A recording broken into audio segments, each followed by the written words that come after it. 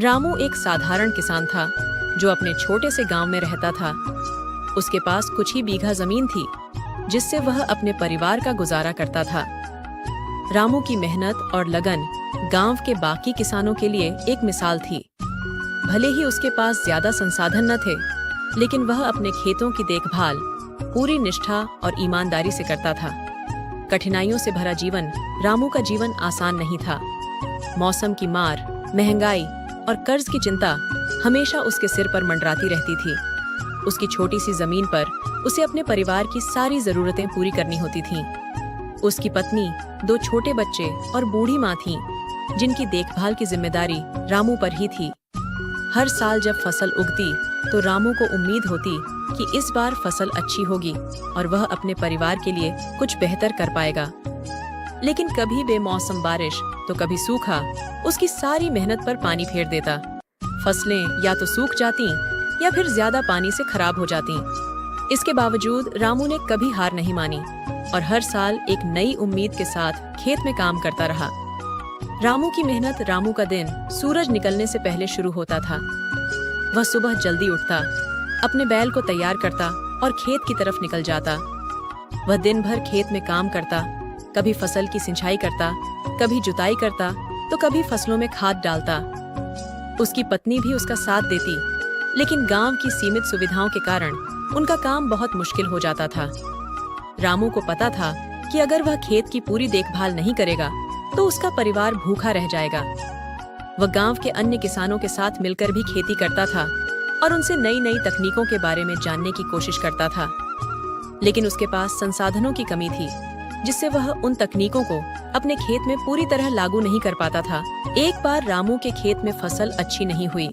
उसे साहूकार से कर्ज लेना पड़ा ताकि वह अगली फसल की बुवाई कर सके। लेकिन कर्ज का बोझ इतना बढ़ गया कि उसकी रातों की नींद उड़ गई।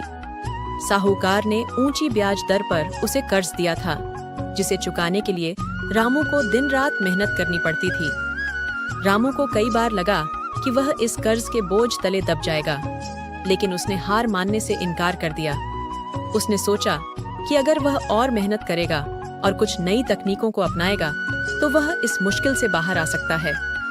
उसने अपने गांव के बड़े किसानों से सलाह ली और उन्हें बताया कि वह इस संकट से कैसे बाहर निकल सकता है। रामू ने गांव के कृषि अधिकारी से मिलकर खेती की नई तकनीकों के बारे में जानकारी हासिल की। उसने उन्नत बीजों का इस्तेमाल करना शुरू किया और जैविक खाद के प्रयोग से अपनी फसल की गुणवत्ता में सुधार किया। इसके साथ ही उसने सिंचाई के लिए एक नया तरीका अपनाया, जिससे पानी की बचत हुई और फसलों को भी सही मात्रा में पानी मिला। धीरे धीरे रामू की मेहनत रंग लाने लगी। उसकी फसलें अब पहले से बेहतर होने लगीं।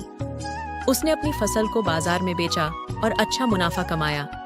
इस मुनाफे से उसने अपना कर्ज चुकाया और अपने परिवार के लिए एक बेहतर जीवन की शुरुआत की। रामू की सफलता की कहानी पूरे गांव में फैल गई। गांव के बाकी किसानों ने भी रामू से प्रेरणा ली और उसकी तरह नई तकनीकों को अपनाने लगे। रामू ने गांव के दूसरे किसानों की भी मदद की और उन्हें बताया कि कैसे वे भी अपनी खेती में सुधार कर सकते हैं। अब रामू न केवल अपने खेतों में अच्छी फसल उगा रहा था, बल्कि वह गांव के अन्य किसानों के लिए एक मार्गदर्शक भी बन गया था। उसकी मेहनत और लगन ने न केवल उसके परिवार की जिंदगी बदली, बल्कि पूरे गांव में एक नई सोच और जागरूकता का संचार किया। रामू की कहानी हमें यह सिखाती है कि मेहनत और सच्ची लगन से किसी भी मुश्किल का सामना किया जा सकता है, चाहे परिस्थितियां कितनी भी कठिन क्यों न हो। अगर हम धैर्य और समझदारी से काम लें तो हमें सफलता जरूर मिलेगी। रामू की तरह हर किसान को यह समझना चाहिए कि नई तकनीकों का सही उपयोग और कड़ी